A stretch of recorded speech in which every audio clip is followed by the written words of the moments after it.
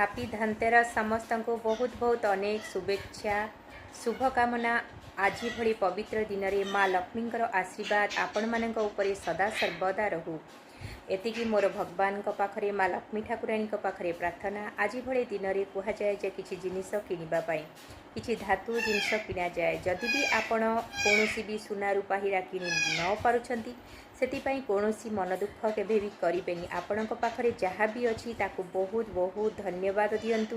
माँ लक्ष्मी को बहुत बहुत धन्यवाद करंतु कि तांकर आशीर्वाद रु आपण रहिबा पई गोटे घर खंडे अच्छी खाइबा पई किछि खाद्य अच्छी पिंधिबा पई किछि कपड़ा अच्छी आ सुंदर स्वास्थ्य भी अच्छी एभली माने नेइकी भी आपण बहुत ग्रेटिट्यूड करंतु।